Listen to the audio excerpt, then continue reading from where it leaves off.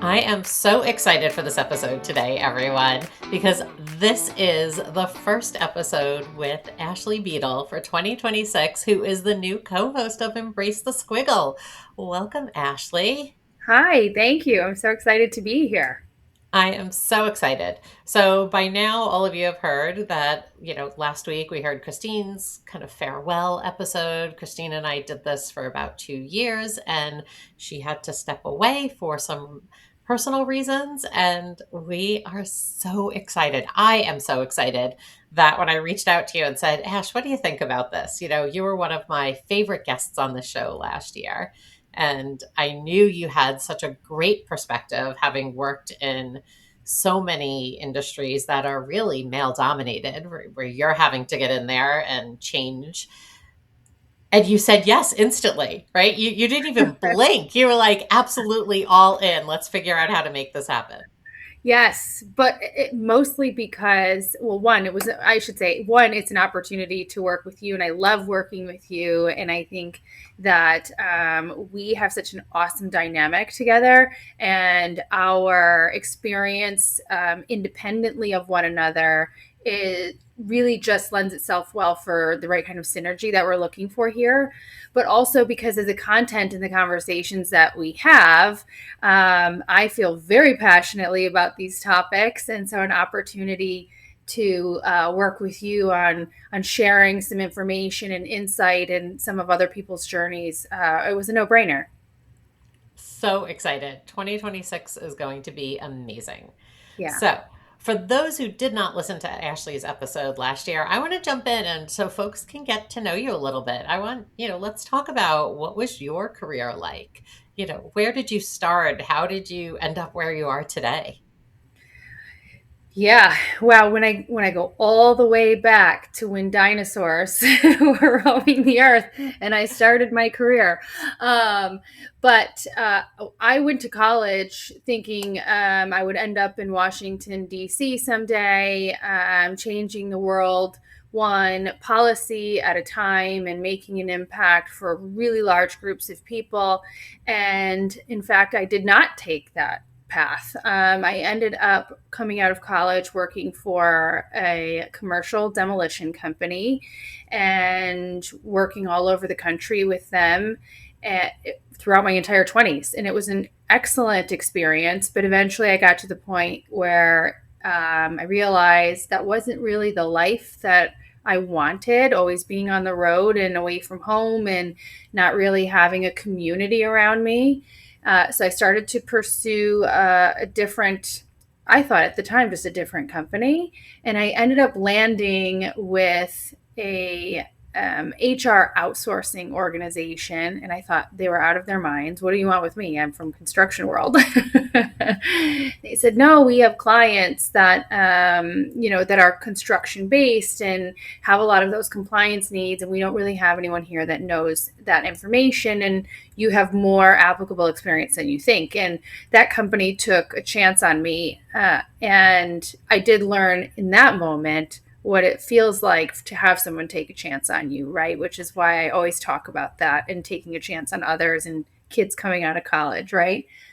So I want to So, pause there for a second because I talk a lot with folks about this idea of mentorship, sponsorship, of who are you opening a door for, right? Who are you showing them the possible way? And here was a time that you had no idea this could even be a door you would want to go through, right? It, right. it was not a career that you were looking towards. It wasn't an industry that you were looking towards. And somebody saw something in you that you just didn't see in yourself. Yeah.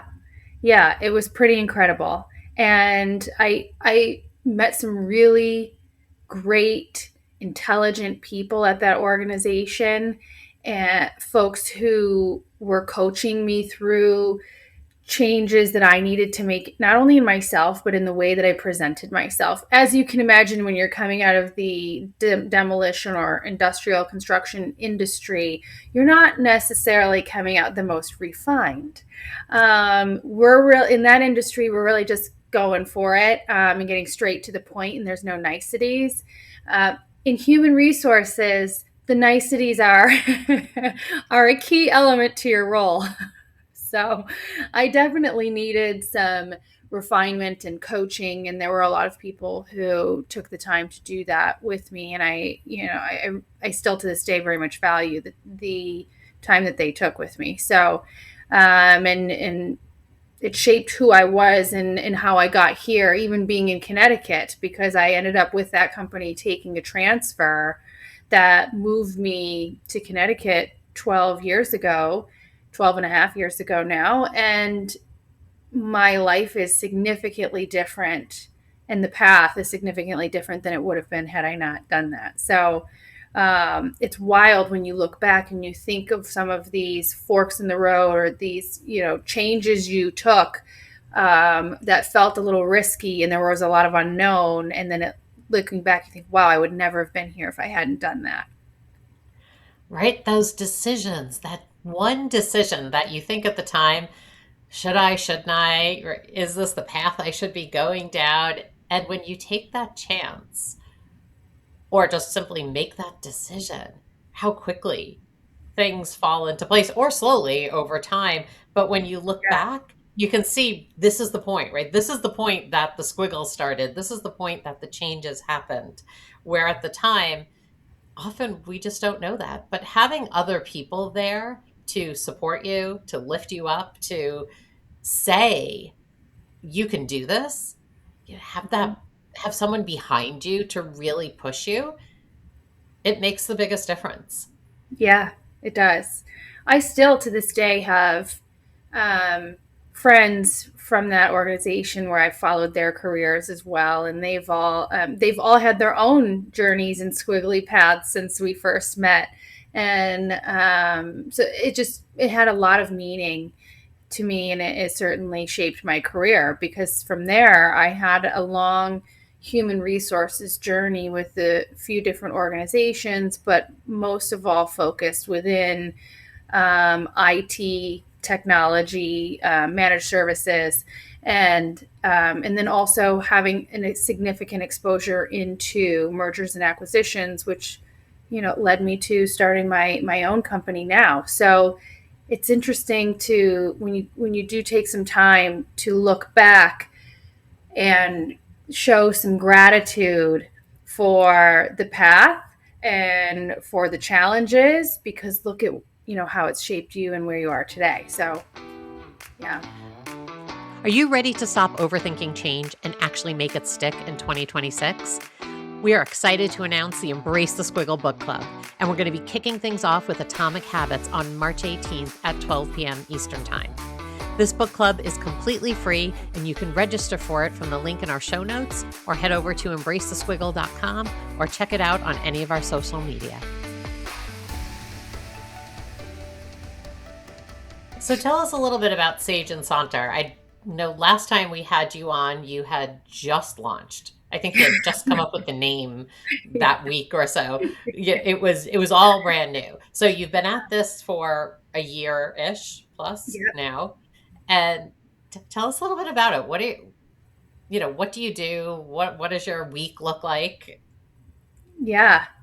So I started Sage and Saunter because I wanted to help small to mid-sized business owners, folks, operators, founders, folks who built something through blood, sweat, tears, hardship, the unknown, the scary times, the ebbs and flows, everything that's happened.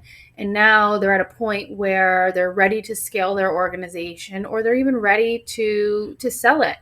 And what does that look like? And there were so many times and opportunities I had in my career prior to starting my business that I spoke with founders and operators and heard their stories. And through that acquisition process, I saw gaps in their business and challenges that they were having. And I thought, wow, if I can help them solve for those before they come into a process like this, or before they want to scale up, then I can help them get more value for what they're building. And for me, that's so much more fulfilling than the speed to close process. I know, there's a phrase that we use often that time kills all deals. But at the end of the day, if I can also say that I helped someone along the way and to get more for, what they've been building, then that fills my cup.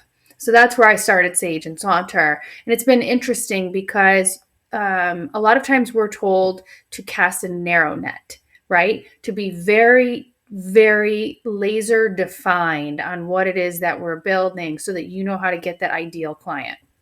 What's interesting is I did not do that. And as people will slowly start to learn, I'm not much of a rule follower.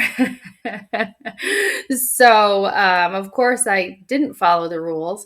But in this case, it did work out for me because casting a wider net allowed me to sort of learn where these organizations really needed me and where my value could be. So, I'm not only supporting sellers now, I'm also supporting buyers. And we are a matchmaking organization in which we put the right buying personality with the right selling personality so that they can continue to work together and be successful, and have a really positive relationship moving forward.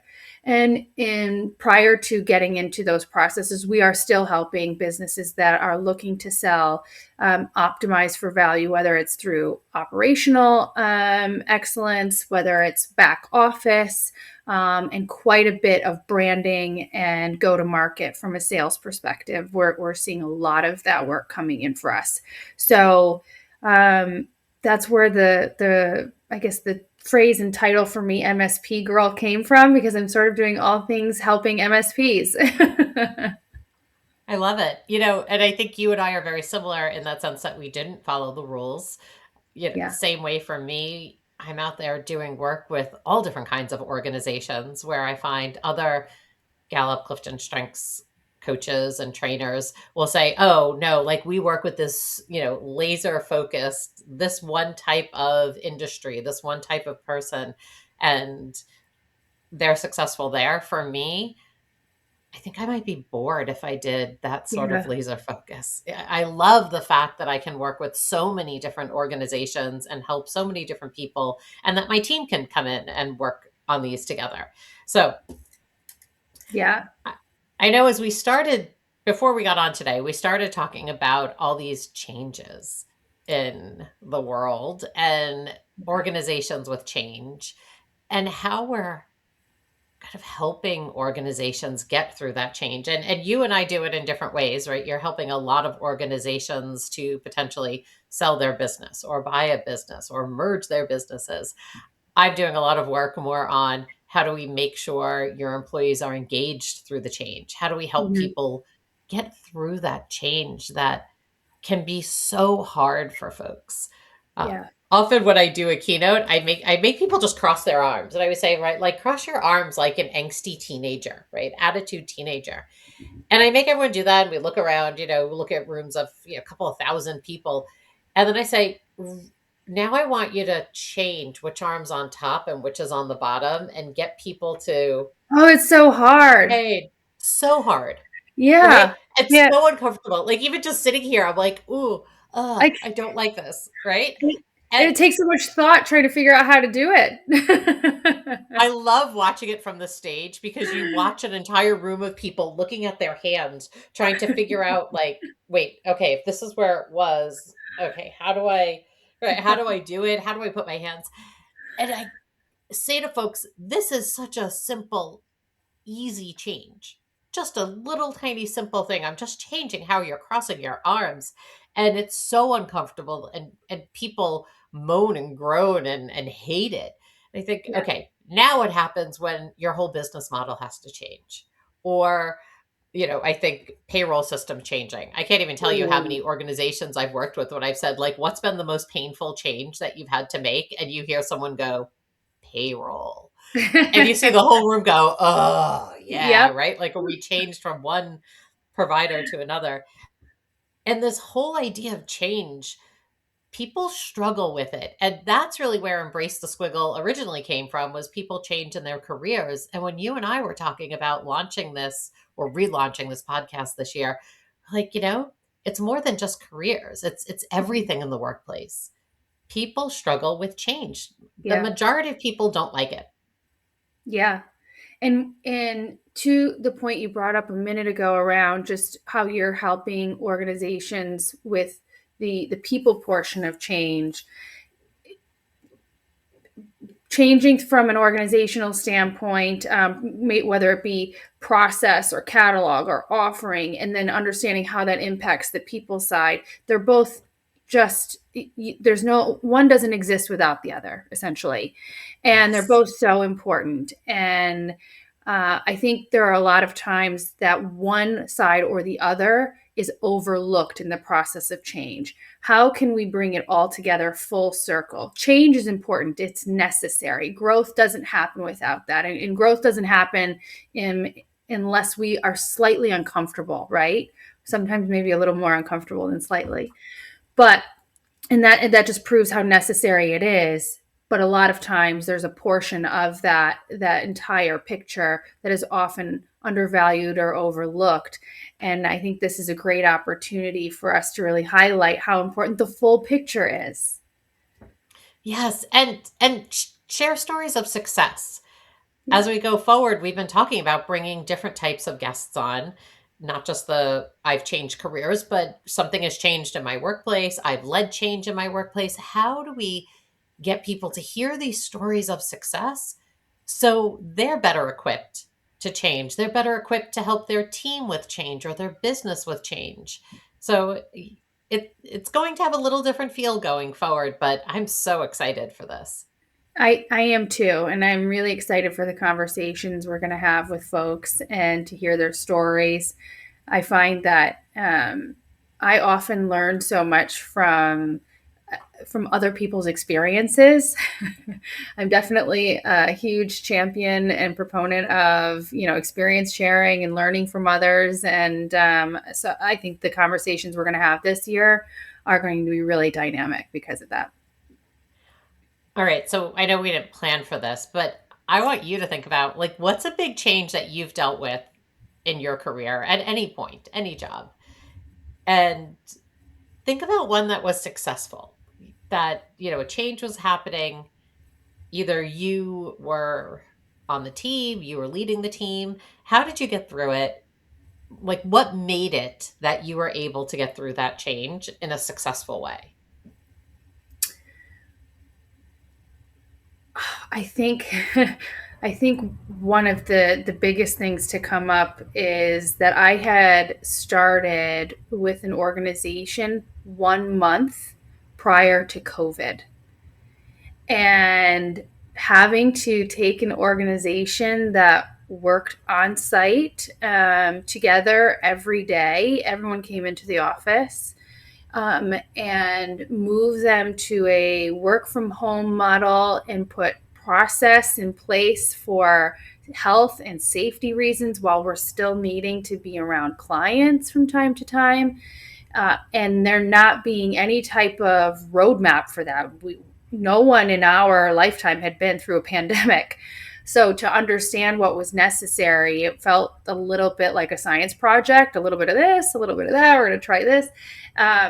But it took me from being somebody I would say was fairly rigid in process from an HR standpoint to realizing that one size doesn't fit all and that approach isn't going to work anymore. And I would say I experienced a significant amount of personal growth through that process because we were all forced to make change together at a very scary time.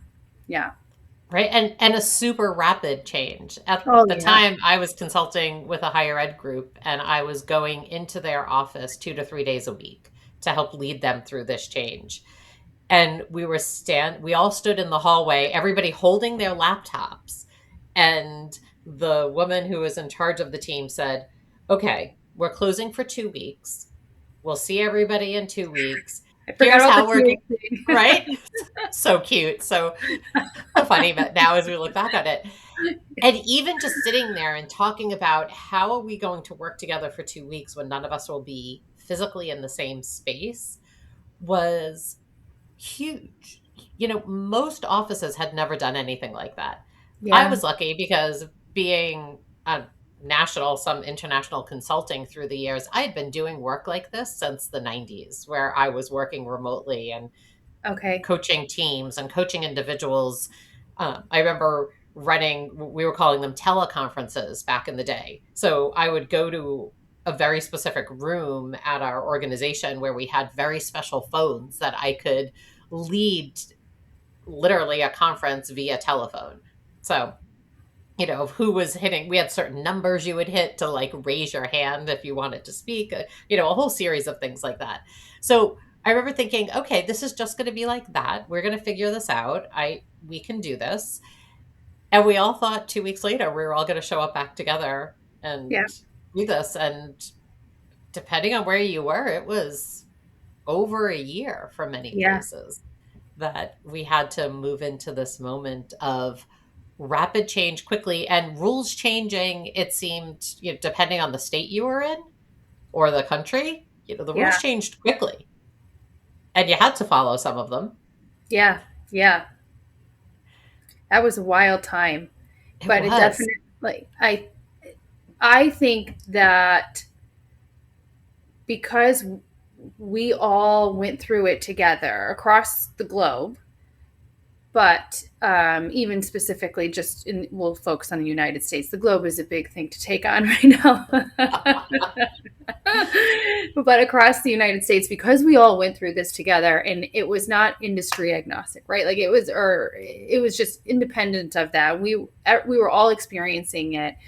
It really, I feel like it really reset everyone's mindset around change because we were all impacted by it at the same time, at the same rate.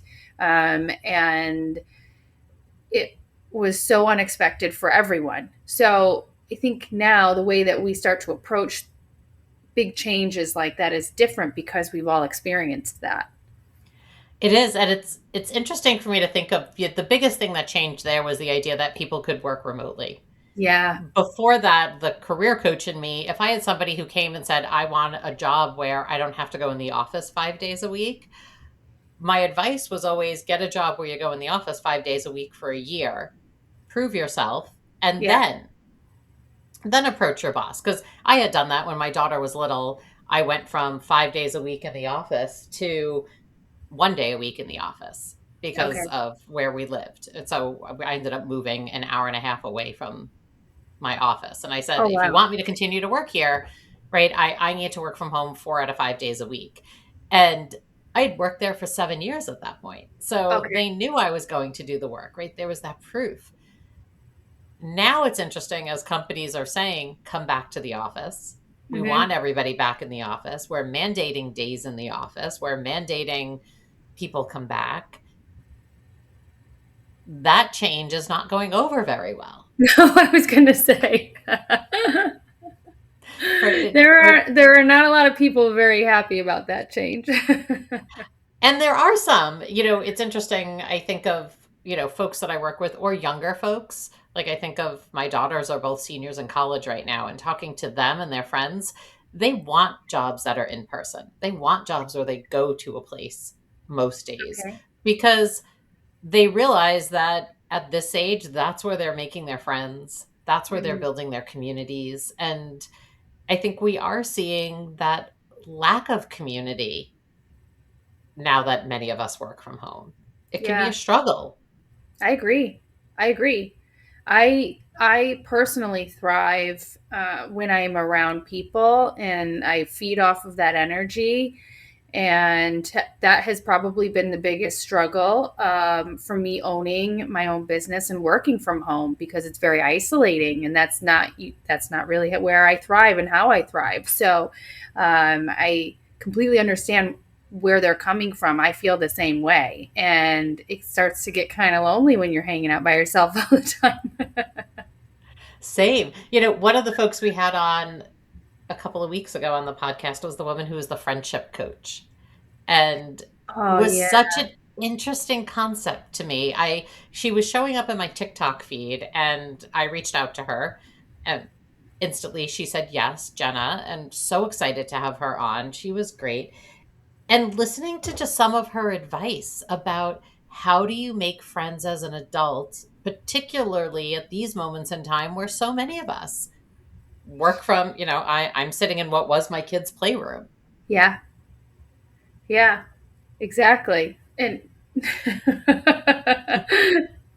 in my house, right, in my little office cove, and I have had to start putting myself out there, more so near the end of last year, realizing that I had isolated myself away from what was my community of people because I started working from home. I was always here, so I stopped leaving the house, and that all of those things and patterns were so unlike me. And so when you shared that you were having the friendship coach on, I thought, wow, this is such an interesting concept. And I feel like so many of us could really use somebody like that in our lives. Yes. Yes. And when I think of change, that has been a huge change for so many people, right? If you're working from home, I can go days without leaving my house, Yeah. right? We have snow at the moment, a lot of snow. So definitely not leaving my house yesterday or today, and probably not even tomorrow. But in the past, that wasn't an option, right? The Right. option was get up and go to work and interact with other humans. And Yeah. so that change is hard. It There are parts of me that love it. I love the fact that I could wear sweatpants every day because no one sees me from the waist down, right? I can wear my fancy tops and put my blazer on, but still be comfy. Yep. And, we do need that human connection.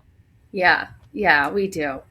And I do have to say that I started focusing on networking groups so that it was work related, and pushing me out there to start building that community. And from there, then I started making friends and finding a way to still have that sense of, the work relationships and that community you build at work, and then starting to build relationships outside of work. So I forced myself to get creative and think out of the box so that I could still thrive with those human relationships. Well, obviously the working from home, that environment, that won't change. That is where we're at right now. Hmm. So how do you still find ways to thrive, that are just look a little different than what they used to? So I'm excited for it. So, as we are moving forward this year, I know we've talked about having some new interesting guest folks who are talking about change from all different perspectives. So if that's you, if you're listening to this and you're going, I have a great story of change, and how you changed, how you led change, how you got people on board with change, and those little squiggles that add up over time to, right, when you look back, these were career defining, work defining, life defining moments for you. We want to hear your story. So definitely reach out. If you hit us up at embracethesquiggle.com, there's a application there to be on the podcast if you're interested. You can hit us up on pretty much any social media. I think we're on everything but everything. Twitter at this point. Yeah. Um, so, hit us up on any of those and let us know what stories you'd like to hear, or nominate yourself or somebody else. Who do you think we should have on this podcast this year? I'd be Yeah. excited to start building a list of really interesting people. Absolutely. Absolutely. And if I feel like if you're unsure, you can always reach out to us through email or even LinkedIn and start a conversation. We'd be happy to chat through it with you and go from there. But either way, I would just say put in the application. Let's have the conversation. We want to talk to everybody. We do, though, only 52 episodes a year. So it might take a while to get through everybody.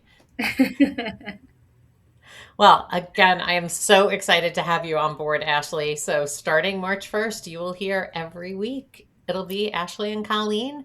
We have a couple of guest co hosts who are going to be jumping in and out a few times.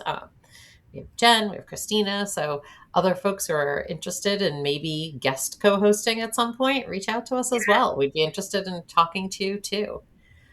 Well, I'm excited for this year, Ash, and this is going to be so fun. So this is going to be a great time. I'm really excited, and thank you for inviting me in to some really dynamic conversations. And I'm really excited to be partnering with you even more. Me too. Absolutely.